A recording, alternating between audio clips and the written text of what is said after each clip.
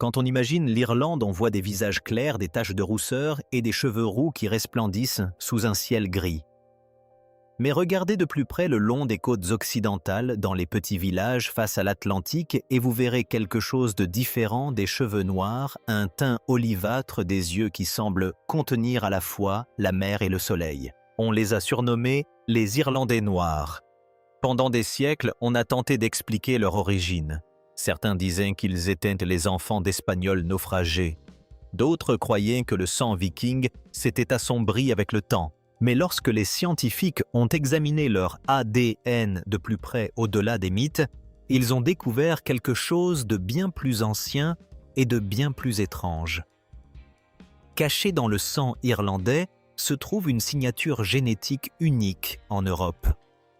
Un schéma si rare, si ancien, que les chercheurs le considèrent comme l'une des lignées d'ADN les plus étranges au monde. C'est un code qui remonte à une époque antérieure aux Celtes, antérieure aux Vikings, aux tout premiers humains qui ont foulé le sol irlandais. Qui étaient-ils? Et comment leur sang a-t-il survécu intact à travers des milliers d'années d'invasion, de famine et de bouleversements? En ce qui concerne les visages aux cheveux noirs et aux teintes olivâtres que l'on trouve le long des côtes occidentales de l'Irlande, les légendes n'ont jamais manqué. Elles ont traversé des siècles de récits, ont été chuchotées dans les pubs, imprimées dans de vieux livres et emportées par-delà les océans par les émigrants irlandais. Ce soir, nous plongeons dans ces mythes pour démêler le vrai du faux, la légende du réel. L'un des plus anciens récits commence en 1588, lorsque la puissante armada espagnole mit le cap sur l'Angleterre. Pris dans les tempêtes et poursuivis par les navires anglais, des dizaines de bâtiments firent naufrage le long des côtes irlandaises. La légende raconte que des marins espagnols, des hommes au teint sombre et hâlés venus du sud, s'échouèrent sur le rivage et trouvèrent de refuge parmi les habitants. Ils épousèrent des Irlandaises, s'installèrent au bord de la mer et leurs enfants perpétuèrent de leur trait méditerranéen de génération en génération. L'idée que les Irlandais noirs descendent d'Espagnols naufragés est romantique, mais les faits prouvent le contraire. Les historiens ont découvert que la plupart des survivants de l'armada ont été capturés, exécutés ou rapatriés. Il existe peu de traces et encore moins de preuves génétiques de leur présence suffisamment longue pour laisser une empreinte durable sur l'ADN irlandais. Pourtant, la légende perdure car elle semble plausible car chaque mystère appelle une histoire. Le récit suivant remonte encore plus loin à l'époque des Vikings. Lorsque les Drakkar débarquèrent sur les côtes irlandaises au IXe siècle, les chroniques parlèrent de deux groupes, les Fingoil, les étrangers à la peau claire, et les Dubgoil, les étrangers à la peau sombre. Beaucoup supposaient que « sombre » signifiait cheveux foncés, voire peau foncée, et c'est ainsi qu'est née l'idée que les Irlandais noirs portaient le sang de pillards vikings dont les lignées se seraient assombries au fil du temps. Pourtant, des études génétiques montrent que l'ADN viking, bien que présent dans certaines régions d'Irlande, ne représente qu'une petite fraction du patrimoine génétique irlandais. Les étrangers sombres des sagas faisaient probablement référence à des clans vikings rivaux et non à des caractéristiques physiques. Mais une fois encore, la légende perdure. Cela donne un visage, une origine, un nom au mystère. Une troisième histoire plus moderne est née au XIXe siècle pendant la Grande Famine. Lorsque des millions d'Irlandais affamés ont fui vers l'Amérique, le Canada et l'Australie, une expression étrange a commencé à apparaître, « Irlandais noirs ». Dans le Nouveau Monde, cela ne signifiait pas toujours avoir les cheveux foncés. Parfois ce terme désignait les pauvres, les exilés, les Irlandais, qui travaillaient dans l'ombre. Certains disent qu'il faisait référence à ceux qui s'étaient mariés à des étrangers. D'autres affirment qu'il était utilisé avec préjugés par ceux qui considéraient les immigrants de la famine comme une classe inférieure. Au fil du temps, l'expression s'est chargée d'une nouvelle mythologie, mêlant épreuve et héritage en un seul nom. 3 mythes, 3 tentatives pour expliquer ce qui ne correspond pas tout à fait à l'image de l'Irlandais blond aux cheveux roux. Chaque récit nous apprend quelque chose non pas sur la génétique, mais sur la façon dont les humains appréhendent la différence. Avant que la science ne s'intéresse au sang et à l'ADN, le récit prenait le relais. Mais aujourd'hui, nous disposons d'outils dont ces conteurs n'auraient jamais osé rêver. L'ADN ancien, le séquençage génétique et les modèles informatiques qui retracent l'ascendance sur des milliers d'années. Et ce qu'ils révèlent sur les soi-disant Irlandais noirs est plus étrange, plus ancien et bien plus révélateur que n'importe quel mythe. Au début du XXe siècle, la curiosité s'est muée en enquête.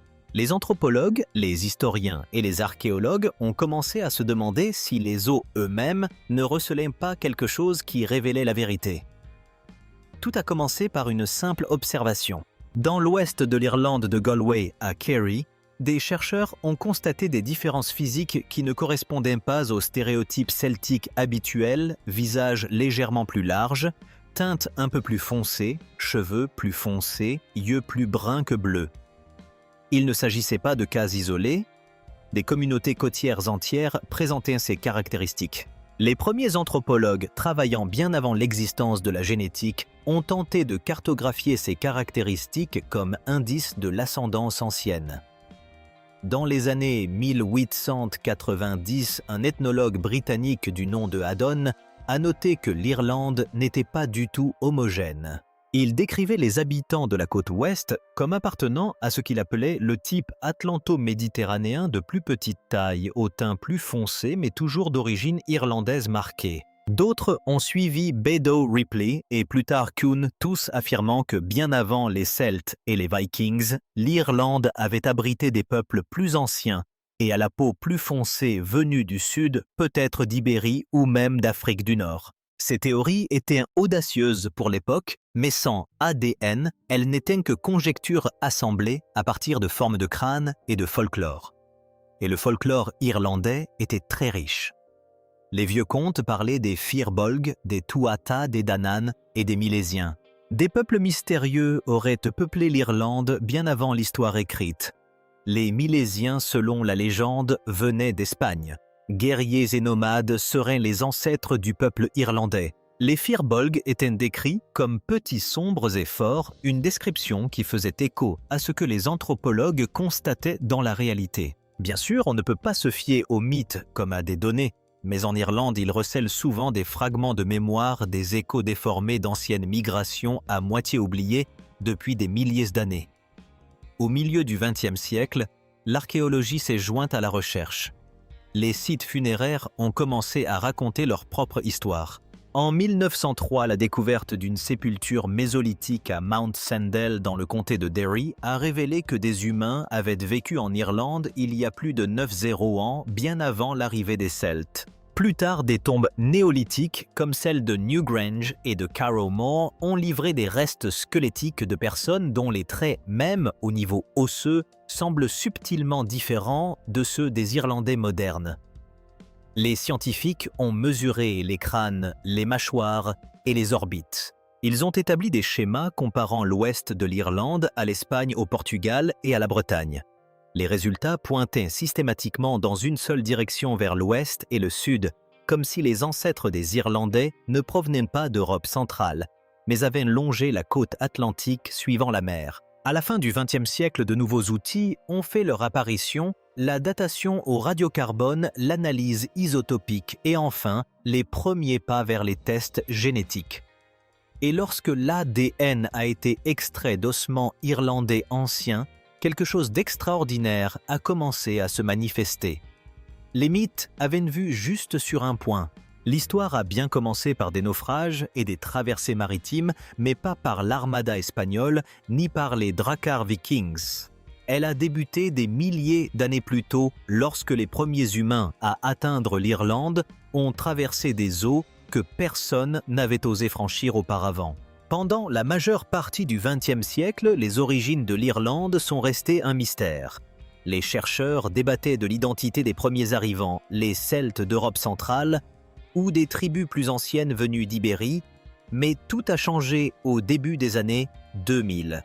Cela a commencé discrètement dans des laboratoires à Dublin, Londres et au Trinity College. Des scientifiques ont commencé à extraire de l'ADN des dents et des os de personnes ayant vécu et péri il y a des milliers d'années. Pendant des décennies, les ossements avaient été exhumés catalogués et conservés dans les tiroirs des musées. Désormais, grâce aux nouvelles technologies, ces mêmes restes ont commencé à parler. La première avancée majeure est venue du séquençage du génome d'une femme enterrée à Ballanahady, près de Belfast. Elle avait vécu il y a environ 200 ans, pendant la période néolithique irlandaise, à une époque où l'agriculture commençait tout juste à remplacer la chasse et la cueillette. Lorsque les chercheurs ont cartographié son génome, ils ont été stupéfaits. Son ADN a révélé qu'elle ne descendait pas des peuples celtes ou vikings plus récents, mais des premiers agriculteurs venus du Moyen-Orient qui se sont déplacés lentement vers l'ouest, à travers l'Europe, en passant par la Méditerranée, pour finalement atteindre les côtes irlandaises. D'après ses marqueurs génétiques, son teint aurait été plus foncé que celui de la plupart des Irlandais modernes, et ses cheveux noirs, mais ses yeux étaient probablement bleus ou noisettes. Elle représentait un mélange génétique qui n'existe plus à l'état pur, une lignée qui faisait le lien entre les agriculteurs du Sud et les chasseurs-cueilleurs du Nord. Peu de temps après, une autre découverte a épaissi le mystère. L'ADN de 3 squelettes masculins découverts sur l'île de Rathlin, au large des côtes du comté d'Antrim, datant d'environ 40 ans de l'âge du bronze, racontait une histoire différente. Ils étaient porteurs d'ancêtres originaires de la steppe pontique, une région s'étendant de l'Ukraine actuelle au Kazakhstan, berceau du peuple Yamna, probablement les ancêtres des Indo-Européens. Ces migrants des steppes ont apporté non seulement de nouvelles technologies d'élevage, mais aussi de nouvelles racines linguistiques, les prémices de ce qui allait devenir le celtique. Ici, à partir de seulement 2 ensembles de restes, les scientifiques ont pu observer toute la transformation préhistorique de l'Irlande des agriculteurs néolithiques à la peau foncée aux nouveaux arrivants de l'âge du bronze dont les empreintes génétiques sont encore fortement présentes dans l'ADN irlandais moderne. Mais autre chose se cachait dans les données. Lorsque des chercheurs ont comparé les génomes irlandais modernes à ceux des Européens voisins, ils ont fait une découverte inattendue. L'ADN de l'Irlande n'était pas tout à fait comme celui de l'Angleterre, de la France ou de la Scandinavie. Il était plus ancien, plus isolé. Les Irlandais présentaient certaines des plus fortes concentrations de marqueurs génétiques anciens de toute l'Europe occidentale. Dans certaines régions de l'Ouest, notamment dans le Connaught et le Kerry, les signatures génétiques semblaient avoir été préservées presque intactes depuis les premiers colons. C'est là que le lien dit afro-irlandais a refait surface. Dans certaines de ces populations côtières, les scientifiques ont détecté des niveaux anormalement élevés de marqueurs d'haplogroupes liés à d'anciennes lignées de migration atlantique partagées avec le Pays basque et les côtes occidentales de l'Espagne et du Portugal. Il ne s'agissait pas de traces ibériques modernes, mais d'échos des premiers humains de l'ère post-glaciaire qui avaient suivi la bordure atlantique vers le nord, emportant leurs gènes, leurs outils et leur courage maritime jusqu'en Irlande. L'ADN irlandais moderne n'est donc pas seulement celtique ou viking, il est complexe. Sous la surface se cache un socle génétique façonné par les agriculteurs néolithiques, mêlé à celui des chasseurs-cueilleurs mésolithiques et remodelé par les vagues successives de l'âge du bronze et de l'âge du fer. Et pourtant, malgré tous ces mouvements et ce brassage, une chose demeure. Un petit ensemble mais persistant de marqueurs anciens, plus anciens que les Celtes, plus anciens que les Vikings, et que l'on retrouve le plus fortement à l'ouest, au pays des soi-disant Irlandais noirs. Ces empreintes génétiques témoignent d'un peuple qui a survécu à l'isolement. Alors que la Grande-Bretagne a subi des invasions répétées, l'Irlande est restée génétiquement plus stable. L'océan Atlantique, qui avait jadis amené des colons, les a par la suite protégés d'un remplacement total. Leurs lignées nichées dans des vallées et le long de côtes escarpées ont perduré, portant en elles des fragments d'une ascendance qui pourrait remonter à Dixéroan. Pour les scientifiques qui décryptent ces marqueurs, l'Irlande est devenue une archive vivante du passé de l'Europe, une capsule temporelle génétique qui conserve encore des traces des nomades de l'ère glaciaire et des marins du néolithique. Et ces traits sombres, ces tons olivâtres et ces yeux profonds ne proviennent peut-être pas des Espagnols ou des Vikings, mais de peuples arrivés bien avant le début de l'histoire. Lorsque les glaciers ont finalement commencé à se retirer il y a environ 12 ans, la majeure partie de l'Europe du Nord était encore une étendue sauvage gelée. Mais le long de ces glaces, de petits groupes de chasseurs-cueilleurs suivaient les troupeaux qui fondaient en quête de chaleur et de nouvelles terres. Parmi eux se trouvaient les premiers habitants qui un jour appelleraient l'Irlande leur foyer. Il y a environ 10 ans, ils ont traversé ce qui est aujourd'hui l'ouest de la Grande-Bretagne ou l'Europe continentale non par accident mais intentionnellement.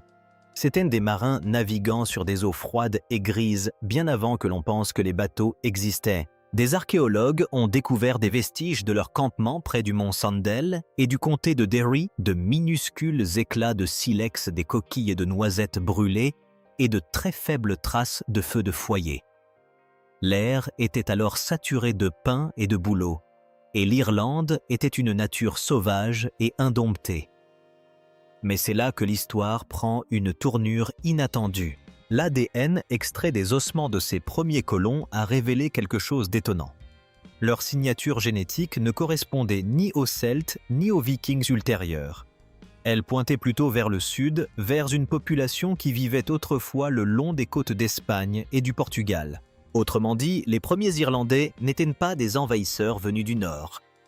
Il s'agissait de descendants de survivants de l'ère glaciaire qui avaient cherché refuge dans la péninsule ibérique durant les siècles les plus froids d'Europe. Lorsque les glaciers ont fondu ces peuples robustes, ont migré vers le nord, longeant le littoral atlantique, emportant avec eux leurs cheveux foncés, leur peau plus foncée et leurs yeux bruns foncés qui résonnent encore aujourd'hui dans certaines régions de l'ouest de l'Irlande. Puis une autre vague est arrivée il y a environ 6 ans. Des agriculteurs venus du Proche-Orient et du sud-est de l'Europe commencèrent à se répandre sur le continent emportant avec eux du bétail, des semences et un mode de vie fondé sur la stabilité plutôt que sur la survie. Ils atteignirent également l'Irlande se mêlant aux chasseurs-cueilleurs qui y vivaient depuis des millénaires. Mais voici le hic. Lorsque les scientifiques ont comparé leur ADN, ils ont constaté que le sang ancien restait dominant. L'ancienne lignée ibérique n'a pas disparu. Elle a persisté. Ces premières familles, aux traits sombres dispersés le long des côtes et dans les vallées montagneuses, se sont mêlées aux nouveaux arrivants, mais n'ont jamais disparu. Ce brassage génétique a façonné les fondements de ce que nous appelons aujourd'hui le peuple irlandais.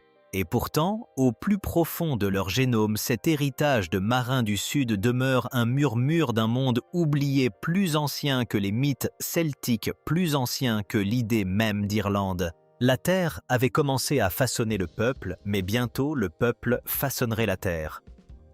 L'ADN de l'Irlande n'a pas seulement survécu. Autant il a survécu aux catastrophes. L'histoire allait mettre le peuple irlandais à l'épreuve à maintes reprises à travers des siècles de famine, de conquête et de peste. Et pourtant, d'une manière ou d'une autre, ce sang ancestral le plus ancien d'Europe occidentale a survécu. Lorsque la peste noire a ravagé l'Europe au XIVe siècle, la population irlandaise a été décimée. Des villages entiers ont disparu, les monastères sont restés silencieux et les anciennes familles gaéliques ont été effacées des archives. Mais à l'extrême ouest, dans les terres accidentées et balayées par les vents du Connaught et du Kerry, des populations ont survécu. La géographie est devenue un rempart. Ces mêmes montagnes et tourbières qui rendaient l'agriculture difficile ont aussi ralenti la propagation des invasions et des maladies. Des siècles plus tard, survint une autre catastrophe, la conquête anglaise. À partir du XIIe siècle, des vagues successives de colons et de soldats arrivèrent de Normands seigneurs anglo-irlandais, planteurs d'Écosse et d'Angleterre. Chaque invasion promettait de remodeler l'île. Mais si la culture irlandaise s'est transformée, son patrimoine génétique profond lui est resté intact. Les études modernes sur l'ADN montrent que même après 800 ans de domination anglaise, le noyau génétique des Irlandais autochtones est resté en grande partie intact. Dans les régions rurales, notamment à l'ouest, les populations conservaient des lignées remontant aux premiers colons ibériques et néolithiques. Puis vint la grande famine des années 1840, l'un des chapitres les plus sombres de l'histoire irlandaise. Plus d'1 million de personnes moururent de faim et un autre million fuirent à travers l'Atlantique. Des villes entières furent vidées, mais même cette tragédie ne put effacer la mémoire génétique de l'île. Nombreux sont ceux qui en émigré ont emporté avec eux leurs marqueurs ancestraux, disséminant ainsi l'ancien génome irlandais en Amérique, au Canada et en Australie. Aujourd'hui encore, les généticiens peuvent retrouver ces mêmes signatures ancestrales dans les familles d'origine irlandaise à travers le monde. C'est presque poétique. La famine l'empire et le temps lui-même tente d'effacer une lignée née avant l'histoire en vain.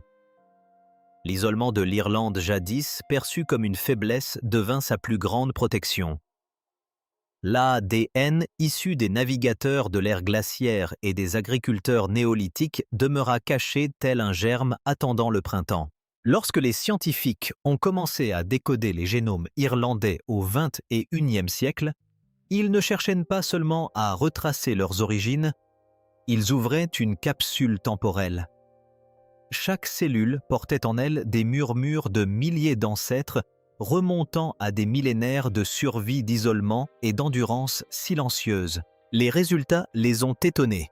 Au sein de la population irlandaise, les chercheurs ont identifié des groupes génétiques distincts de petites signatures régionales qui correspondaient à d'anciennes routes migratoires. Mais les tendances les plus frappantes sont apparues lors de l'étude des haplogroupes, ces longues lignées génétiques transmises par la lignée maternelle via l'ADN mitochondrial et par la lignée paternelle via le chromosome Y. La plupart des hommes irlandais appartenaient à un haplogroupe IS connu sous le nom de R1BM 269, l'une des lignées masculines les plus anciennes et les plus dominantes d'Europe occidentale. Mais en Irlande, il existe en concentration exceptionnellement élevée jusqu'à 80% dans certaines régions et sous une forme légèrement différente de celle des pays voisins. Cette variation subtile suggère que la branche irlandaise s'est séparée il y a des milliers d'années, évoluant de manière indépendante, tandis que d'autres populations se mélangeaient, échangeaient. C'est l'une des raisons pour lesquelles les chercheurs décrivent l'Irlande comme une île génétique au sein d'une île. Du côté maternel, l'ADN mitochondrial raconte une histoire tout aussi fascinante. De nombreuses femmes irlandaises descendent des haplogroupes H et U5, ce dernier étant l'un des plus anciens d'Europe, remontant directement aux chasseurs-cueilleurs paléolithiques qui parcouraient le continent avant l'apparition des premières fermes. Cela signifie que les femmes irlandaises modernes possèdent toujours les mêmes signatures mitochondriales que les toutes premières mères d'Europe qui ont vu les glaciers fondre et les forêts s'étendre sur un monde jeune. Plus intrigantes encore sont les combinaisons uniques de ces petites anomalies que l'on ne trouve presque nulle part ailleurs. Certains profils génétiques irlandais présentent un mélange de marqueurs ibériques et nord-africains faibles mais indéniables. Ce sont des fossiles génétiques, vestiges des premiers navigateurs atlantiques qui ont longé l'océan depuis l'Espagne, le Portugal et peut-être même au-delà du détroit de Gibraltar. Ce patchwork génétique, mélange de chasseurs de l'ère glaciaire, d'agriculteurs néolithiques et de navigateurs transatlantiques, confère à l'ADN irlandais tout son mystère. Il n'est ni purement celtique, ni purement européen. C'est quelque chose de plus ancien, de plus profond, un mélange qui le distingue de toutes les populations voisines. Pour les généticiens, l'Irlande n'est pas un pays européen comme les autres. C'est une archive biologique, une carte de l'histoire humaine qui s'étend sans interruption de la préhistoire à nos jours. Et au sein de cette carte, une vérité apparaît clairement: les Irlandais noirs ne sont pas une anomalie. Ils sont un lien vivant avec les premiers explorateurs atlantiques de l'humanité, ceux qui ont porté le feu, la langue et la mémoire par-delà les flots vers un nouveau monde. Pour comprendre les Irlandais noirs, il faut regarder au-delà de l'Irlande elle-même, par-delà l'Atlantique, vers le passé commun de tout un continent. Les gènes qui ont façonné le peuple irlandais ne sont pas des particularités isolées. Ils sont des pièces d'une histoire européenne beaucoup plus vaste écrite dans le sang, les os et les migrations. Lorsque les scientifiques ont comparé l'ADN irlandais à des échantillons provenant de toute l'Europe, ils ont découvert des liens frappants, non pas avec le Nord, comme beaucoup s'y attendaient, mais avec le Sud-Ouest, le long de l'ancienne côte ibérique. Les mêmes haplogroupes anciens qui caractérisent l'ouest de l'Irlande apparaissent dans le nord de l'Espagne et au Pays basque, parmi des populations qui possèdent également des signatures génétiques exceptionnellement anciennes et distinctes. Ce n'est pas un hasard, c'est l'écho d'une migration oubliée, la trace des survivants de l'ère glaciaire qui ont repeuplé la côte atlantique de l'Europe à mesure que les glaciers fondaient. C'est pourquoi les Irlandais noirs ont une apparence différente. Leurs cheveux foncés et leur peau olivâtre ne proviennent ni d'Espagnols naufragés, ni de Vikings brûlés par le soleil.